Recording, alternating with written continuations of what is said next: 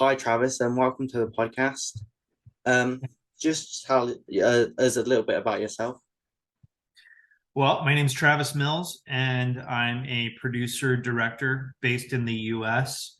I've been doing what I do for approximately 12 years. Started my company in 2010 with just kind of the ambition to make independent films, shorts at first, and then it moved into features, and really to make them quickly and efficiently and make a lot of them and kind of just learn as I went. And it's taken me on an interesting journey. Yeah, over the last so in 2020 you did 12 westerns in a year. How did you decide to start that project?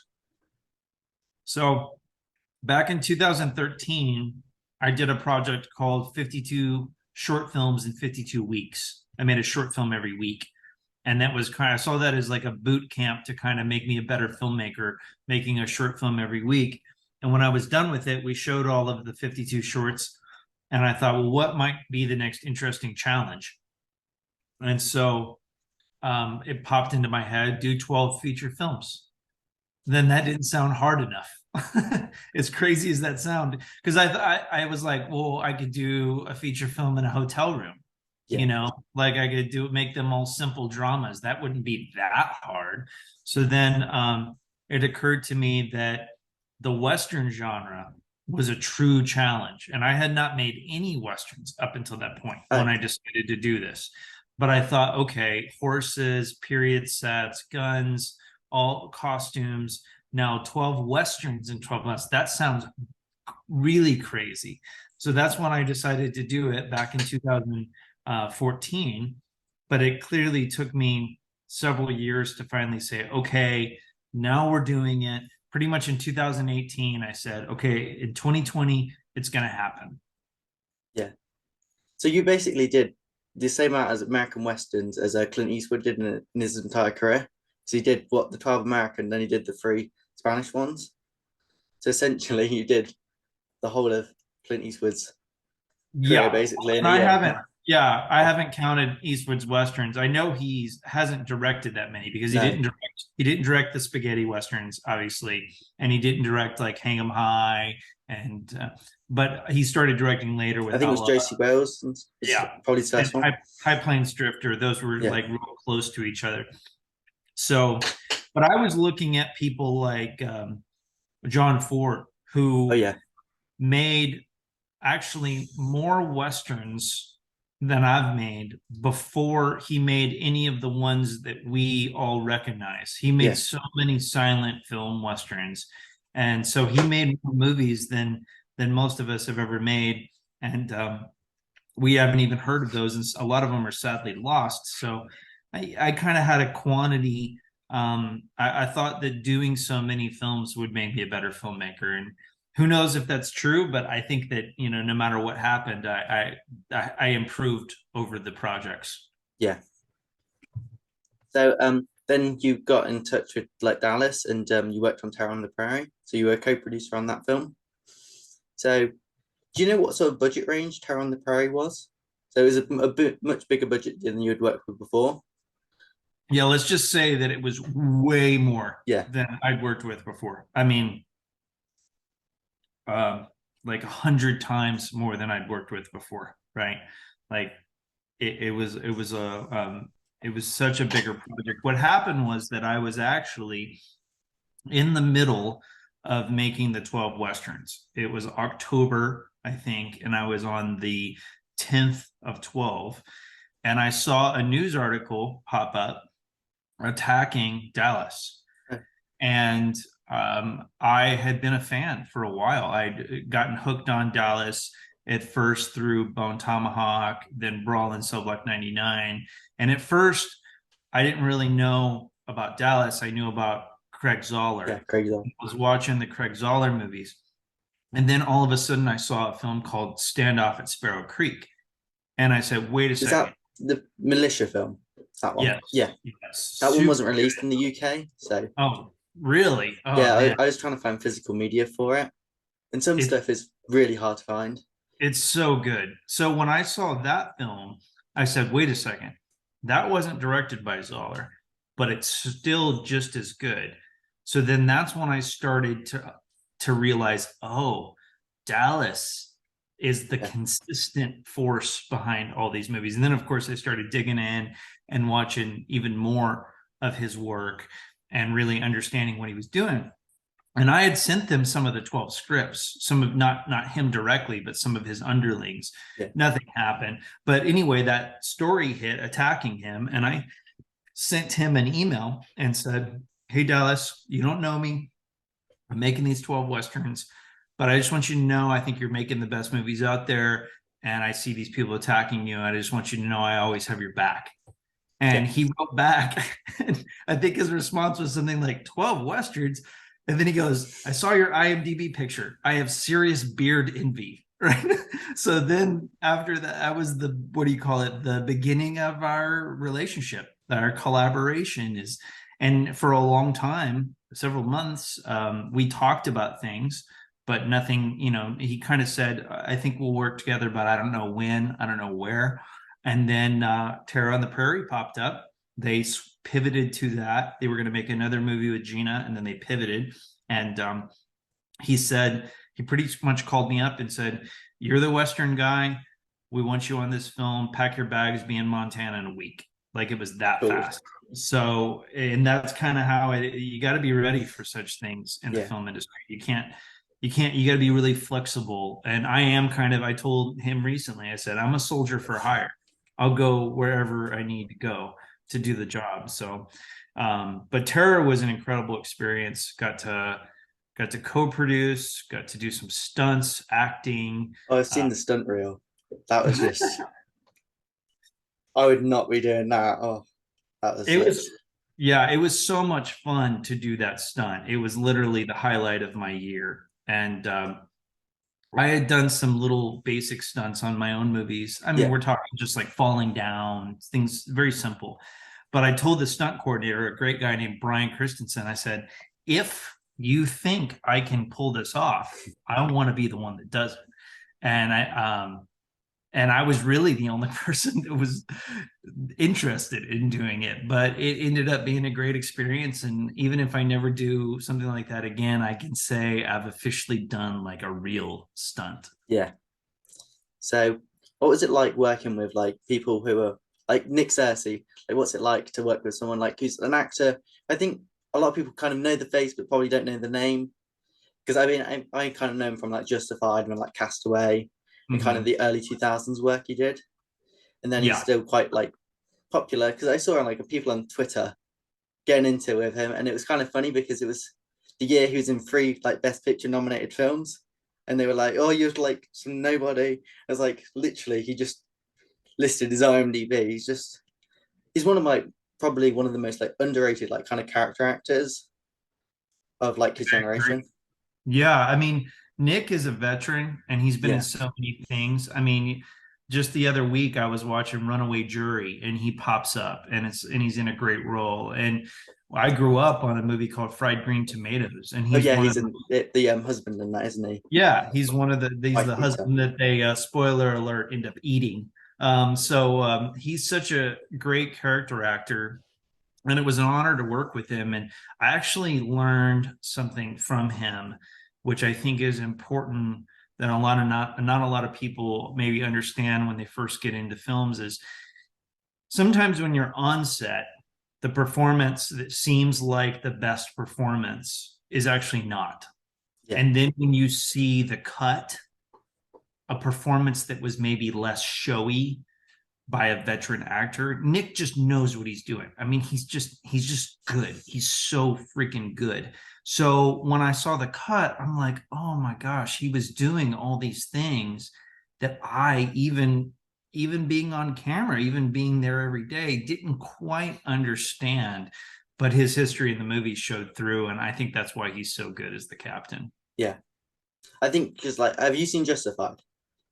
I've seen scenes from it, but I never got into it. But I heard he's really Oh, great it's in it. really good. It is one of those shows I'm on series two or three, and it's just so good. I saw the first series like a couple of years ago. I thought it was a mini series, and I found out it's Mhm. like got more seasons. So I was like, oh, it's one of those things. It's like you don't realize like you're missing out, and I was like, oh, it was really good. especially Yeah. if it's I think it's season 2. There's a chase with him, and it's Okay. like with like probably an 80-year-old man, and him it's like he's chasing after an 80-year-old man. He's trying to get on a plane. It's so funny. It's probably like the best scene in the show like so far. And then the Yeah. last season's got Sam Elliott in, so I'm I love excited for that one. Sam. I love Sam Elliott. But yeah, Yeah, I would love to work with Nick Searcy again. Hopefully the opportunity yeah, arises. I would love to direct him in something someday and work closely together. yeah. I saw on like Twitter like a lot of like John Milius quotes. Like John Milius is just like for me is probably like my favorite screenwriter at the moment. I've just Mhm. like probably reread like the Apocalypse Now screenplay so many times and like Dirty Harry rewrites, just like some of the best lines of dialogue ever. I think Milius is great. I actually, this is the book that I read of his interviews. You got it too? Same Yeah, book. Nice. It's so good. It's such a good book for writers and directors to read. I'd always loved Conan the Barbarian, yeah, right? that's a good To one. me, that is the best sword and sorcery movie that I've seen so far. I'm currently studying the genre, but um, I recently got more interested in Milius because I watched the documentary about Oh yeah, him, which is incredible. there's a And great go ahead. YouTube like documentary series about the creation of Apocalypse Now, Oh, and okay. there's like an episode just on him, and it's really good. Okay. Good to know. You'll have to send me a link to Yeah, I that. will. But yeah, I ended up watching every single John Milius movie last year from Oh, I've Dylan all the way through Farewell to the King, some of the ones that don't get talked about. And after I watched all of them, I was like, okay, he's my favorite screenwriter. I just really feel that strongly. That's so good. it's Such not. an incredible movie. Yeah, it was. I was so like really shocked because I think it's one of those films where like no one talks about it. Have you seen Yeah. Rough Riders? Yeah. Yeah, Rough I had Rider, to. probably my favorite of his Yeah, movies. it's so good. I had to find it. It was in like this. That's the only fun thing I could find it in. Yep. Yep. Yeah, That's how I have it too, actually. Same collection. yeah. And There's it's the also best film in that collection. yeah, because then there's all the is it TNT westerns? I've like Hmm. kind of got into those. Like there's some Tom Selleck ones as well. There's a bunch of Sam Elliott ones. It's on my Amazon to get the Tom Selleck one. So some of them are Well, quite apparently quite yeah, good. one thing that people don't talk about a lot, I think, is that the 90s was actually a really, really good decade for Westerns. It never gets discussed. But I Yeah, because you mean, think Tombstone and stuff like that. yeah, but even the TNT Westerns, that was actually another heyday for TV Westerns. And Yeah, they were really making some very solid stuff, from the Sam Elliott's to the Tom Sellecks and a bunch of other ones that are now kind of obscure, including Rough Riders, which is just incredible. It was sad because Brad Johnson, who's the lead actor, I mean, it's an ensemble cast, but he's kind of the lead in Rough Riders and he's the lead in Flight of the Intruder. Um, I was going to work with him on a film in Idaho. We'd cast him, sign the deal, everything. And then our lead actor, not him, passed away and we couldn't finish the movie. So I never got to meet Brad. And then Brad passed away last year. And it was just, I so wanted to work with him because he was another one that kind of has been forgotten, but he's so good. yeah. And because I realized the guy who plays Teddy Roosevelt in With the Wind of the Lion, he shows up as is it? I forgot who Yeah. he plays the other president in He plays McKinley. He plays McKinley. Yeah, William McKinley. Yeah. Brian Keith. And then, of course, Tom Berenger does an incredible job as Teddy Roosevelt. yeah. And then you think some of the films he just wrote like the Roy Bean film. I think Paul Newman's a bit miscast in the film, but apart from that, because it was I think written for Lee Marvin, and you can kind Yeah. of tell it's for Lee Marvin. He talks about that in the book. I mean, I think that movie ruins his script. John Huston was the wrong director. Paul Newman was not Roy Bean at all. Lee Marvin or shoot, I'm blanking the guy's name right now. He's in so many of the Wild Munch movies. Warren Oates. Warren Oates would have been a really interesting Judge Roy Bean. But a lot of times, the other directors didn't do Milius' scripts very well. Yeah, But it's interesting that he actually admires the way that Sidney Pollack, who couldn't be any further from Milius, did a good job with Jeremiah Johnson. And I would agree. I think it's not how Milius would do it, but it's pretty good. yeah. So yeah, I was always thinking with I think his Genghis Khan film. Like, I think they should just release it as like a screenplay with like some of the illustrations, because I don't think Mhm. it's probably ever going to be made, unfortunately. Or well, in his lifetime, I don't think he'll be able to make it because Yeah, I don't know how well he can communicate, obviously, with I think he has to write everything out. I don't know how well he can speak. I think he wanted Mel Gibson to do it. That seems like the perfect fit. yeah, Um, but yeah, I just wish that they would. To me, one of the tragedies of Hollywood is that everything is based on your last film. yeah, So if your last couple movies, if they were bombs, and I'm like, that's not how it should work. Once someone is a legend, they yeah, almost need they get a pass. Like it needs to be more of a kind of traditional society where it's like, all right, these guys, they paid their dues, they get to make their movies. So to me, Milius should just sit on set and a bunch of young directors should help him make Genghis Khan. So yeah. And then you think Conan, that script's done for the third one. yeah. I know Well, they go ahead. because I think he was like I think like Arnold's like still contracted under like for Universal, but I think Universal don't have the rights to I think the original. Then internationally, I think Fox own it now, Disney own it. So I think international rights, that's the problem. It couldn't be released outside of America. Yeah. That's Well, I also think that, yeah, I just read all of the Conan stories, the original ones by Robert E. Howard. And it was interesting because as I was reading, I was thinking, what would I do with a Conan movie, whether it was with Arnold or without? Because really, there's the potential to do a really good King Conan movie, but there's also in the world of series, you could make a great Conan series, not yeah. like the cheesy one that was made, whatever, 10, 15 years ago, but something really good. So it'll be curious to see if someone hooks into that at some point. Yeah, because I think the third film was made kind of in the 90s, but they had to change the name and it was like Kevin Sorbo. That's Called like the Conqueror. yeah, Yeah. Yeah. Yeah. They actually took a Conan book and yeah, changed it to Cole. So you're totally right about that. You know a lot about this stuff. yeah. I think yeah, some of the stuff I probably should watch more stuff. And it's like every time it's like I should watch a new Western. I'm like I've watched the searches for like the 30th time. Or it's like oh I've DVR'd some like Gunsmoke. I'll watch some of those. I mean it's oh That's no. cool. How did you get into Westerns being Um living in England? Like, I mean, not that, yeah, but you, obviously you can't easily go make a Western in England.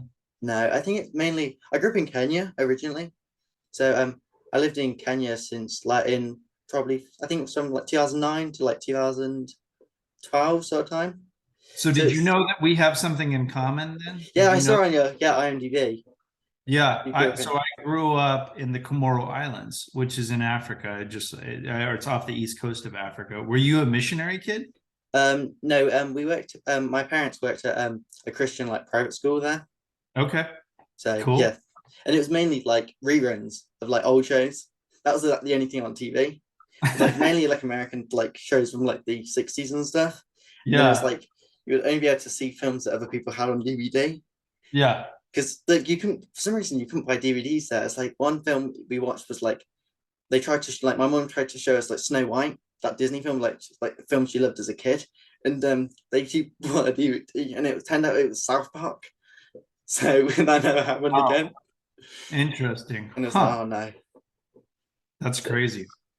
and it's pre-Netflix and everything, and you wouldn't have been able to have the internet wouldn't have worked for it there at the Well, time. You probably would now, but yeah, when I was living in Africa, so I was there from age 5 to 11. So this is about like 1991 through 97. Obviously, Netflix was not even a yeah, thought in someone's mind. But we didn't really even have TV.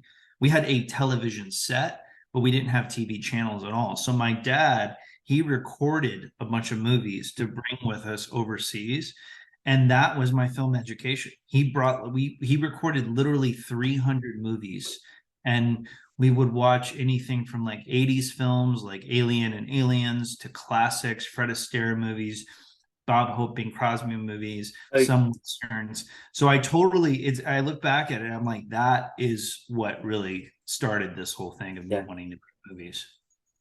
Yeah, during like a couple of years ago, I watched a bunch of the road films, with Bob Hope. Oh yeah. Yeah, and some Road of to those, Morocco was the best yeah, one.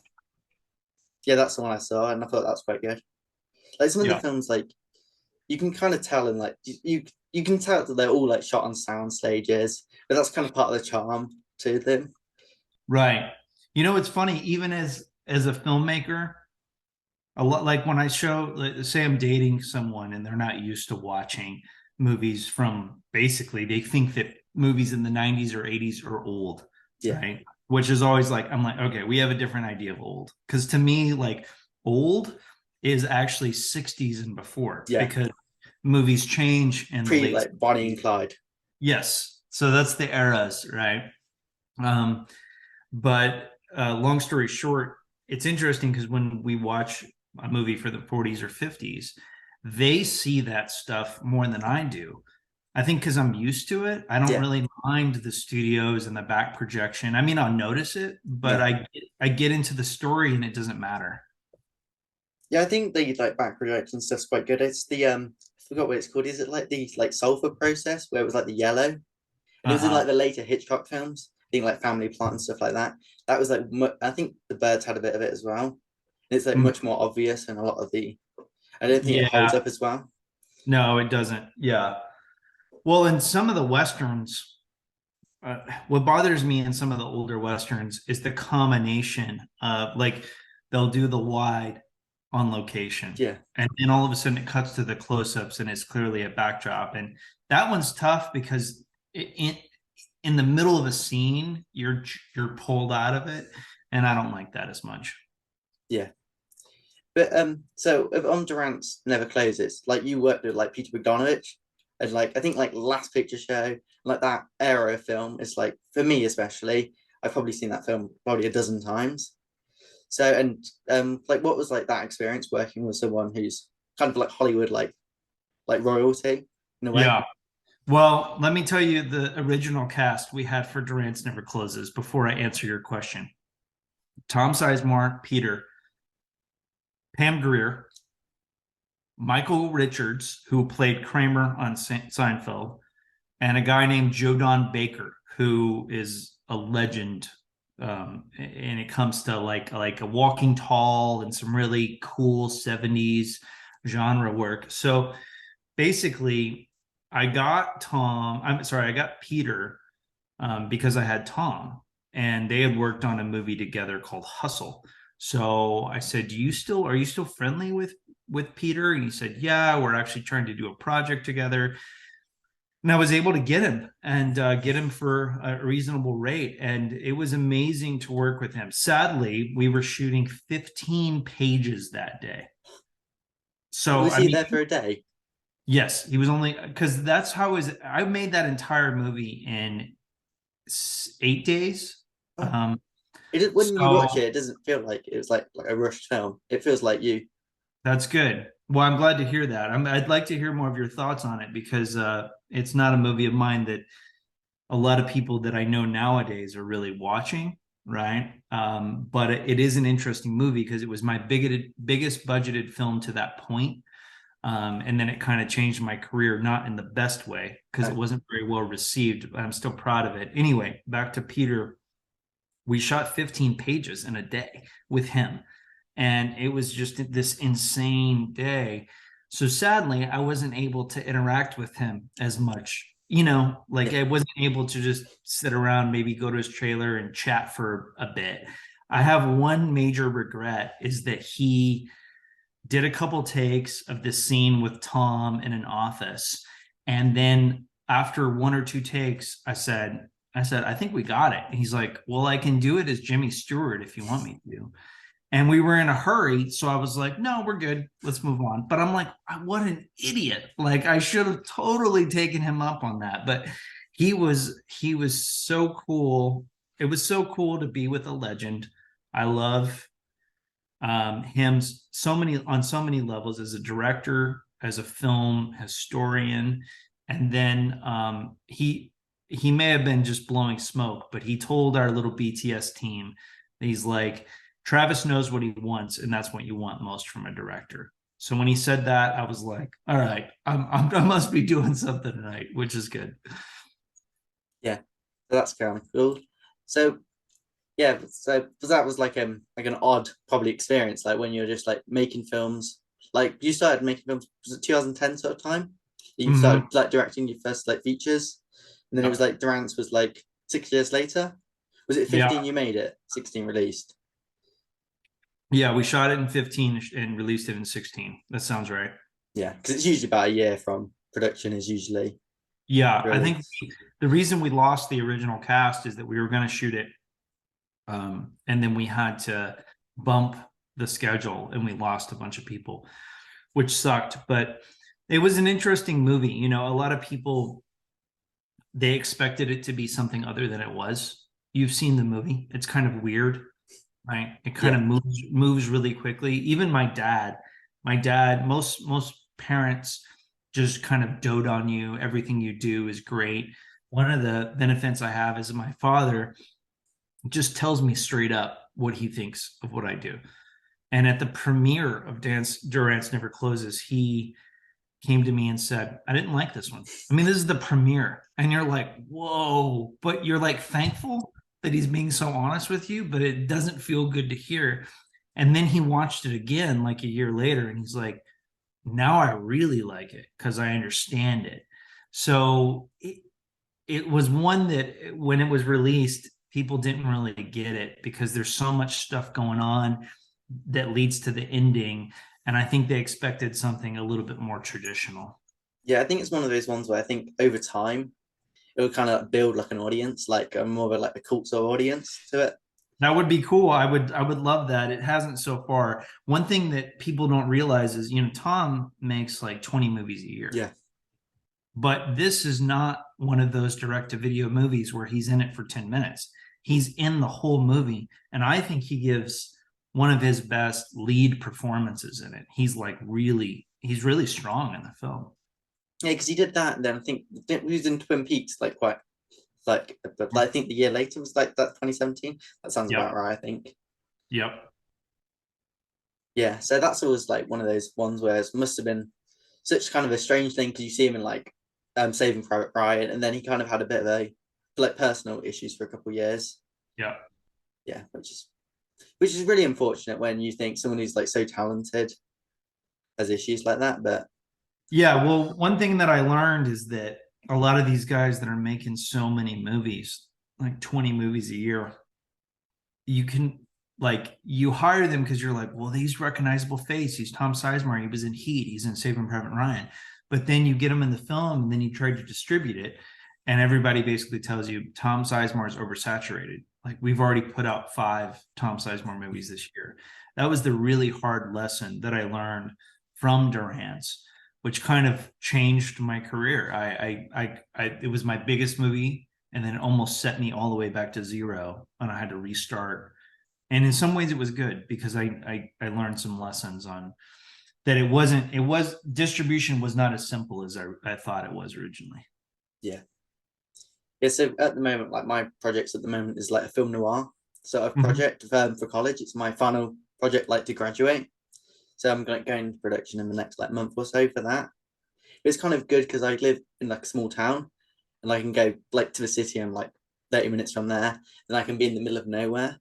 And there's some like Mhm. old train stations where I'm going to be filming, so we're like that's going to be like quite like enjoyable to do. And then I've got like a couple of effect shots which I'm just probably going to have to start like testing soon because it's like a stop motion like train into a train station.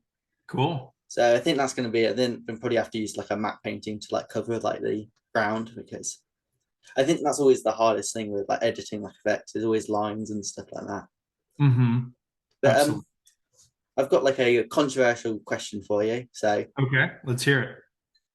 is it just me? But I think Yellowstone is actually kind of causing like more problems for like the Western like genre because I think the way like I've like been watching it like I've watched it since it started like a couple of years ago like on Paramount Network. It's funny because it was a massive hit in the UK, but Yeah. in the US I mean, but in the UK Paramount Network got closed down like during its run, so it's not on. Yeah. It's like on Paramount Plus now.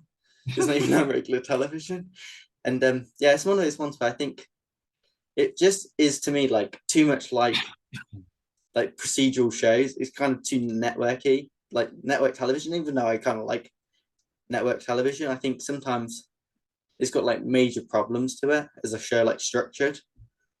So I think it was like meant to be a miniseries originally.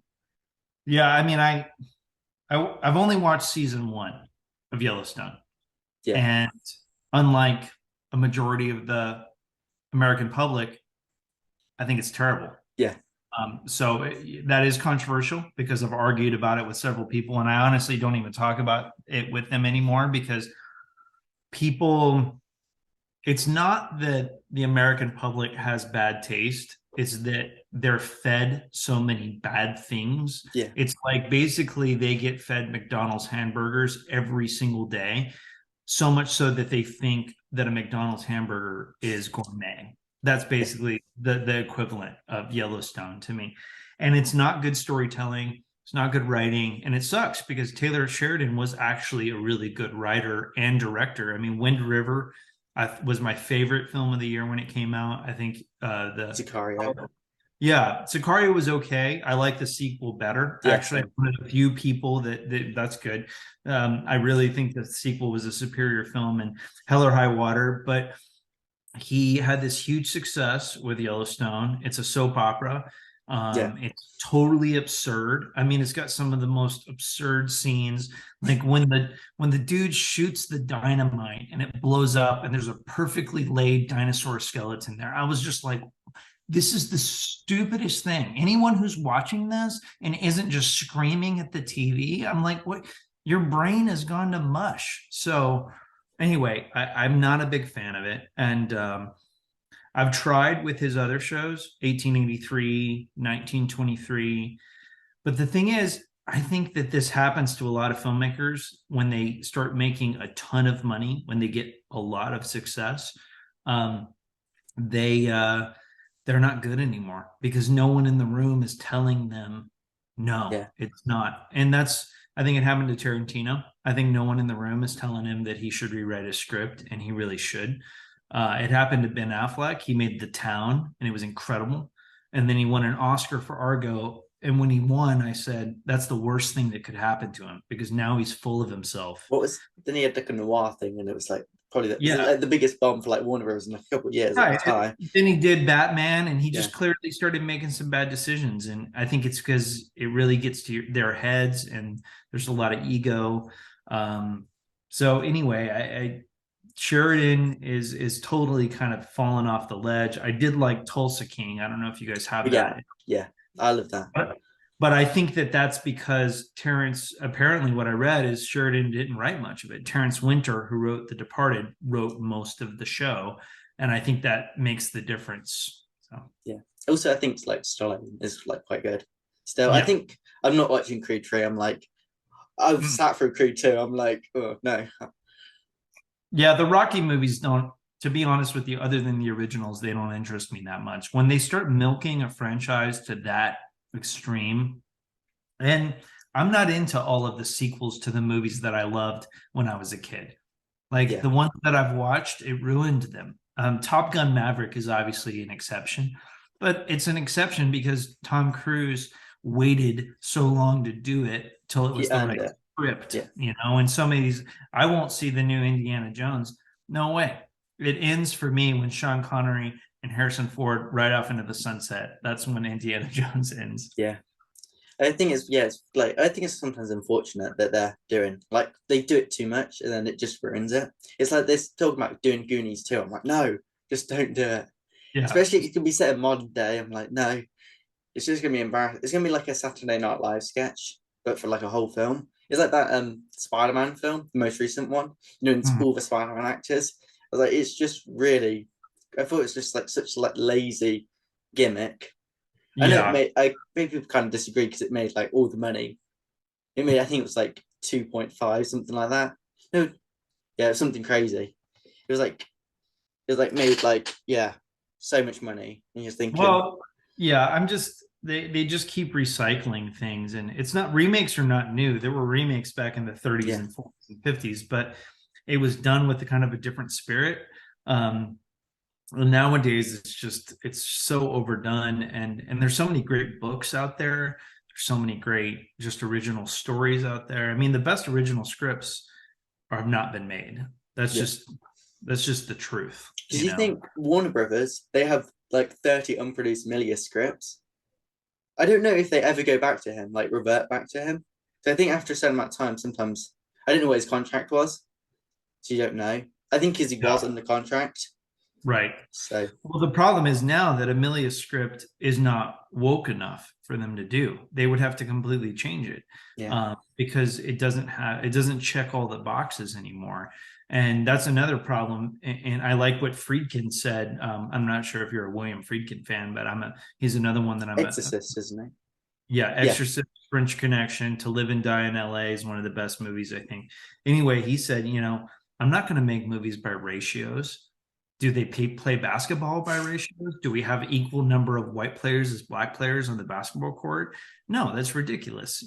So I think he's totally right. And I think it's kind of ruined creativity. yeah.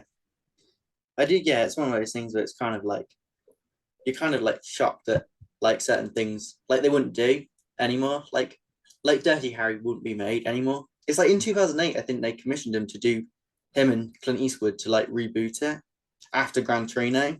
Like they Uh-huh. started to develop it at Warner Brothers for a while, and I think it's one of those ones where I didn't think they could do it because I think Clint Eastwood was meant to direct it. A different actor play Dirty Harry, Right.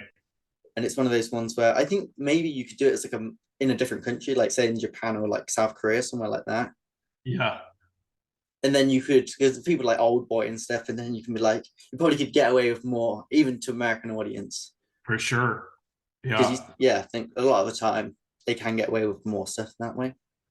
Yeah, well, they don't have all the cultural Yeah, BS. I mean, it's kind of worldwide, but I think especially like you said, Old Boy. When I saw that, that was shocking. yeah, Um, and I never saw the remake, the American remake, but the original was like, whoa, never seen something like that before. yeah. It is one of those things where you are, yeah. There's not many films or films they just try to shock you, and then it's like, no, yeah, I'm just like, oh no. It's like also, Go yeah, ahead. it's also like you also think about certain like people's screen personas nowadays. Like they actors, I think they put kind of their personal lives out there a bit too much, where you kind of you know what they had for breakfast, and you don't really want to know that. Like a movie star, it's like Right. I don't care what you had for breakfast, really. And then I Yeah. think I think one of the most probably underrated actors is probably like John Voight, and also I think to an extent, even though he's on the right, he kind of did the same thing that a lot of the like more that you would say like woke actors kind of hurt their things. It's kind of, but for him, he kind of exact like against his type, like the roles like he played like coming home is not how he is in real life and stuff like that. So you can Mhm. kind of add something to him to an extent, but I think in a Yeah. certain way, he kind of hurt himself. Yeah. It would be interesting to see a lot of those guys, the great actors from like the 70s and 80s. Some of them have totally kind of ruined their legacy. Like I'm thinking about Al Pacino and Robert De Niro. They just do so much crap.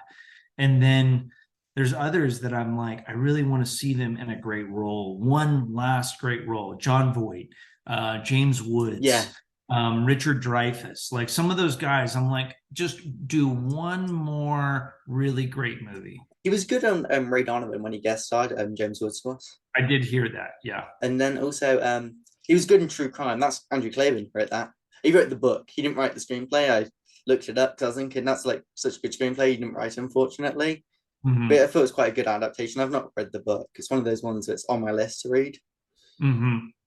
because I heard that's apparently his best novel. So Yeah, it's but James considered. Woods is amazing, and I would love to see him work with Dallas. I mean, it's just the perfect fit for something, I you know. think maybe after Toy Story, like Lightyear bombing, I think like that Hercules film, I think it's more likely they're going to have to wait till he's not around anymore to make Mhm. it. Because if they recast it, they're just going to have Lightyear all over again. Because Oh, Toy Story, you're talking about Tim Allen, yeah, right? no, with Tim Allen, he's back for Toy Story 5. But I think he would kind of have the same sort of thing with Hercules if they don't bring Oh, back, I see what you're saying. Gotcha. yeah, Yeah. you know what I mean? Hmm. Yep. because he was kind of like so iconic in that, and he voiced him in everything. He still voiced him, like I think last year, like a Disney ride. So he's still working with Disney. So it's not something I'm surprised they still are working with him. But Yeah, that's crazy because he is like Nick seriously super outspoken. So I'm not surprised that they didn't completely replace him. they replaced him on Family Guy. That was with Adam West, so you can't really be mad at Adam West. Right, exactly. But yeah, I think the best movies coming out nowadays are really the independent things. And when I say independent, I just mean that like my top 10 list last year, other than a couple films, they weren't theatrical films. Yeah, It was like a film I saw on Shudder and a couple films I saw on Netflix. They were the best, right? And they were straight to video movies and didn't get a lot of attention. So that's where to find the best cinema. That sucks that they're not hitting the big screens, but it's the way it did you is right see the Highwayman? I think that's from 2019 with now. Kevin Yeah, Costner. Does that one thought of that my was quite favorite good? Yeah, directors. That guy John Lee Hancock, I think he's the one of the best. founder. That was just amazing. Yeah, the founder, and then he did a pretty good movie last year called Mr. Harrigan's Phone. Oh It yeah, was it wasn't great, but he's one of those guys that's old school Hollywood. He's like a craftsman. You can give him a comedy, he does a good job. Sports movie, good job. Thriller, good yeah. job. And every once in a while he has a founder or highwayman where it's more than good. It's really, really good. So his Alamo movie kind of sucks, but I Is that with don't, Dennis Quaid? yeah, I don't blame that too much on him. I think it was probably a messy production. Yeah, because there's meant to be an HBO series. Milius was meant to do an HBO series for that. Oh, that would have That's, been great. I think in the early 2000s. It's then you just need to bring Rome back. I think that's one of those things. They could do it. They could do like 20 years, even 100 years later, because the Yeah, sets are still up in Italy. So yeah, huh. just Good yeah, to so know. it's one of those ones where I think they could do it back, or the Cleopatra spin-off.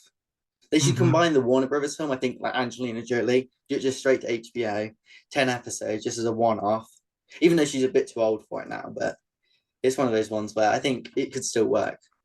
But I don't Yeah. know if it would be controversial because she's not the right like ethnicity to play her now. But Again, back to the old yeah, Hollywood. It worked. It worked for people to play it's of it. like um John Connery as like an Arab in The Wind of the But Line, it just but it amazing. works. It Yeah, it's works. one of the It's absurd. It shouldn't work, but somehow it does, yeah because it is kind of like in a different way, a bit like Hamilton, like that sort of thing, where it Mhm. even though they did it like purposely, instead of Yeah. like it would be like say John Wayne as Genghis Khan, it would be the movie star kind of is the first thing. It's what you're Yeah. going to see. Because I think did John Wayne only direct The Alamo? Is that the only film he directed? I think one of the No, only I ones. think I think he at least partially directed the Green Beret, Yeah, if not all the way. So I think two films. yeah. So that's always one of those weird ones because there's not many directors. There's probably Eastwood who was as successful as directing as he was as an actor, and you think Mel Gibson. Then Costner has only done two films, directed I think No, two or three. yeah, well, he's done he Dances with Wolves, The Postman, and Open Range. Yeah. So three. Yeah. And Did he's you? working Yeah, on one right now. yeah. Hopefully, he leaves Yellowstone to do it. Oh no, Yeah. I'll have to end. Oh no, and then yeah, Well, yeah, I'm excited. My friend was on the set of Horizon, the new Kevin Costner thing. I have high hopes because obviously Open Range was really good, one of the best westerns of the 21st century, in my opinion. So hopefully he hasn't lost his touch. yeah. Because you just sometimes worry. 'Cause some directors do with age kind of go down. So, but I Yeah, think well, also with the culture, they just kind of lose their edge, yeah, and that's something that Clint Eastwood, he's amazing because I don't love every Clint Eastwood movie, but he has not lost it. I mean, he makes some movies that are mediocre, but then he'll do something like Richard Jewell, and yeah. you're like, holy crap, this is so good. And he's, and then he makes Cry Macho, and everybody's underwhelmed, but don't count him. And everybody, it's like Woody Allen. They always want to say, well, he'll never make a good movie again. And I'm like, yeah, but you said that 10 years ago, and then he made something that totally blew you away. Don't discount these guys. They're still good. Yeah, it's like when I saw Cry Macho, it was like kind of the height of like COVID, like just opened cinemas. I was like by myself in the cinema. Could get Yeah. no one to go with me. Even my granddad didn't go to see that one. It was like I saw Richard Jewell with him. I saw The Mule with him. He's always the Yeah. one to take to see those sorts of films. It Uh-huh. was just like even he was like, no. That's funny. I'll probably lend him the DVD because he'll probably watch it then. Yeah. But yeah. But also it's one of those ones where yeah, some of the films are like I think the quality is kind of going downhill with a lot of like the studio films, where it's all just like the special effects. I think each year like the special effects are getting better. But I think the last couple of years, I think the quality is just like decreased so much. I Yeah. saw the new Ant-Man film, which I was just so underwhelmed with it. And it was just like really like when you kind of see a lot of the Marvel stuff, it just is kind of depressing, like what's being made, like what the studio is. Have you seen the new Avatar? No, I saw the original Avatar. I mean, I love James Cameron, but to me, like if you look at all the old James Cameron movies, they were so great. Yeah, Terminator, Aliens, The Abyss, they're all character focused. They're not effects focused. So he's lost his sense of what really made his movies great. He's so focused on the technical when it was all about the scripts with those movies, and it's still all about the scripts. That's the reason that the Hollywood films are not good, is that the characters, and you look at something like the original Jurassic Park, the characters are so distinct and good, and you remember every single one of them from Sam Jackson all the way to the lead. And then now you watch a film like that and everyone's forgettable. yeah. No one's distinct. And that was what Milius understood too. But anyway, it's I agree the quality is down. And that's why something like Top Gun stands out so much to people, is because it's a throwback to that style of filmmaking. Yeah, I'd say Avatar is kind of like the new one's not very good apart from Stephen Lang. Stephen Lang is just so good in it. It makes it Have, watchable. have you seen him in Dallas's movie Yeah, VFW? yeah. I've got that on Blu-ray and I was like, I it's like the love, best like midnight like film. Like yeah. I didn't I wasn't sure what I would think about that movie. it's got the guy from Cheers in as well, Norm from Cheers. Yeah, I heard it was I mean, people said it was, it's not one of Dallas's best. To me, it's in top five for Yeah. Dallas. It's so freaking good. Yeah, it's one of those films where it's like it kind of is in the Roger Corman style model, like kind of Mm. like a low budget, usually like older, like famous people. Because you kind of think like targets and stuff like that with like Yep. Boris Karloff and stuff like that. And those sorts of films where you do think with like the older actors, and that's kind of is a good thing about the independent sort of films. Like a lot of these older actors who, unless they're getting cast in a Tarantino film, they won't get much work and stuff. Hmm. Are able to have like longer careers and stuff. So I think that's quite good. Like the Yeah. Kurt Russell like Bone Tomahawk, that movie. Oh, that I watched that. It's one of those ones where when it came out, I was in the HMV, which is like the Hmm. DVD store, and it was I was going to get the Hateful Eight because I couldn't see in theaters at the time because it's an 18. It's in like America, you can't actually go in. You actually have to be 18. And I saw like Bone Tomahawk was next to it at the Hateful Eight, and my mum was like, "Oh, it's like." She bought it for me, and then I watched it. And she came in, and it was just in probably the worst point for her to come in, and she's like, "Why you watch it?" What's It's, funny about that movie is that when it came out, I was reading all these reviews, and several of them said, okay, it has one of the most grisly deaths you'll ever see. And I'm watching the movie and I'm like, okay, that wasn't that grisly. I'm like, what are they talking about? And then all of a sudden that scene started to happen, and I was like, oh, this is yeah, the scene that they're talking about. Um, no, that movie was great. I saw it in the movie theaters in Arizona. I'm one of the only people that I know that saw it on the big screen. did it Because only it, get like a limited theatrical because it's yeah, RGR? super limited, and it came out around the same time the Hateful Eight came out. And the Hateful Eight is terrible in my opinion, and Bone Tomahawk is such a better film, and barely anyone knew that at the time. Thankfully, it's developed a cult following, but that's so good. And then again, like back to the Dallas thing, Brawl in Cell Block 99, I was like, oh my gosh. And then I started reading the Zoller novels, Confederacy of Jackals, I think it is. and then Race of the Broken Land. I don't know if you've read I've those. not read any of those. They are, you have to read them if you like the Zoller movies, because it's like entering Zoller's mind, and they're even more, they're wilder than the films. And then to me, their best film is Dragged Across Concrete. A lot of people didn't like it as much because it's much slower and longer, but I think it's a masterpiece. That's the one with Mel Gibson, isn't it? That's the Yeah, Gibson one, yeah. I love that film. It's one of those ones where, because I always think Vince Vaughn is kind of those like, not to be like kind of mean to him, it's like those 2000s comedies with like Owen Wilson and stuff like that. But I kind of forget like he was like a serious actor before that.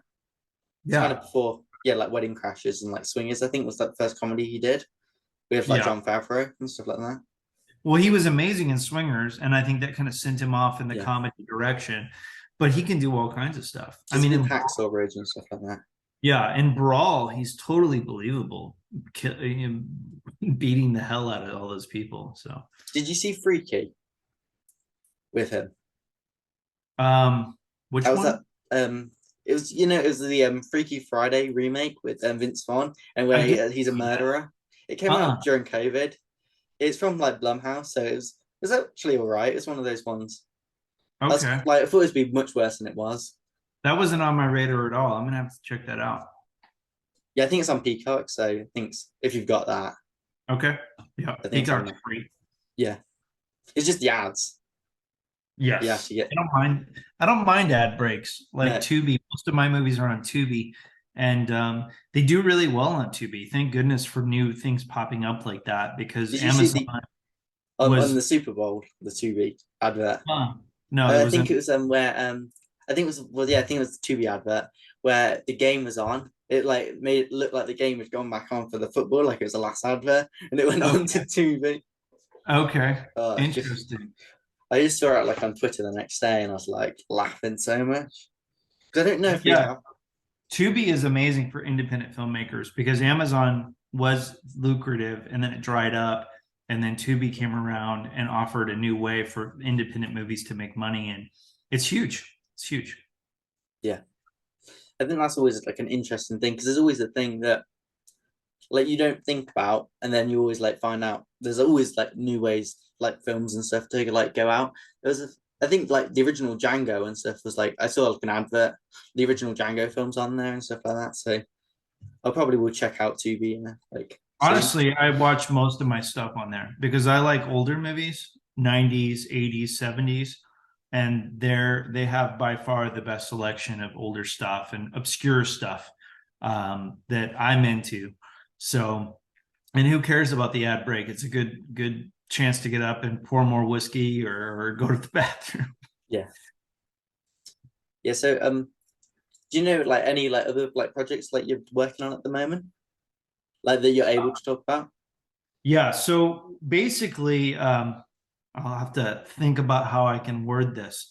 For the last 12 years, I've made my own movies my own way, other than Terror on the Prairie, where I got to work with Dallas. And I was about to go make this Texas Western, Killin' Jim Kelly, and in April, and I got an opportunity to work with Dallas again. So I've recently moved out to Nashville, and where I'm working with him. Can't talk about what we're doing, but it's going to be really cool. It's going to be great. Hopefully, I'll be able to do several projects with him. I mean, obviously, I still think that he's the best producer working today. And so the ability to be able to help him create TV shows and movies is awesome. And at the same time, all of the stuff that we created with Running Wild Films and the 12 Westerns, I don't want to give that up. I'm staying on board as kind of an executive. My collaborator, John Mars, is directing that Western I was going to direct.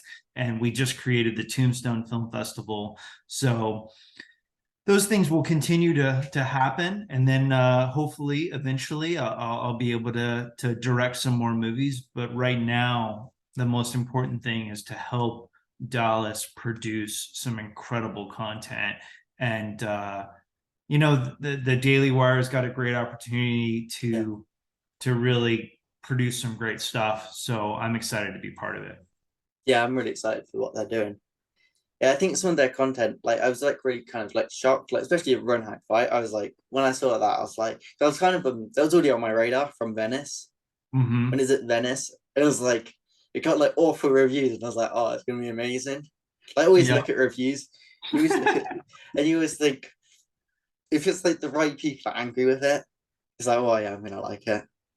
Yeah, well, for sure. Sometimes the reviews, the negative reviews tell you that you'll like it, right? Yeah, You're totally right about that. And something like Run, Hide, Fight is so counterculture. Um, but yeah, I mean, he's just done that so consistently. That's the thing. And he's all about the thing that's good about Dallas is that, you know, he's still all about the story. And people get it's like when I told him the first time we ever spoke on the phone, I said the reviews from Dragged Across Concrete, none of these people understand the movie. All of them are calling it this red state movie. I'm like, what movie did they watch? Like they missed the entire point of the film. And he ultimately is a storyteller who cares most about character and entertainment. And it's not a there's not a political message in these movies, you know. yeah, I mean, he's coming from the old school great 70s and 80s filmmaking, which is why I loved his movies and why I want to work with him. yeah. It is kind of like you do think about these people where they'll see someone's like name, or they just like will have an assumption like without watching the film. You kind of know they know what their review's gonna be before they've even watched it. Like, so I think that's always like just kind of like dishonest.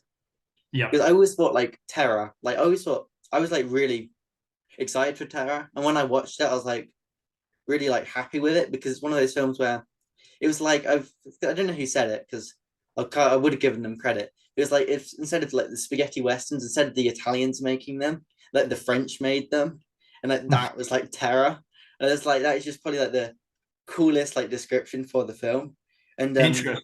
Yeah. it's like Michael who directed it, like he did like Norfolk and like so many like great like indies in like the 2000s and stuff like Yeah. that. Well, Michael definitely has a super artistic style. Like Yeah, North Fork is a masterpiece. I saw it when I was a teenager, and I was blown away by it. And that's kind of you see a lot of that in Terror, like mixed in with the action western thing. You see a lot of Michael's like artistic leanings. Um, it's a very different kind of western, you know. yeah, But I think that um, I just love, other than Yellowstone, I love when westerns are made because they encourage more people to make westerns. And I think the biggest thing, back to Yellowstone briefly, that it shows is that people want western content, yeah, but let's give them a ribeye steak instead of a Big Mac is the lesson here. yeah.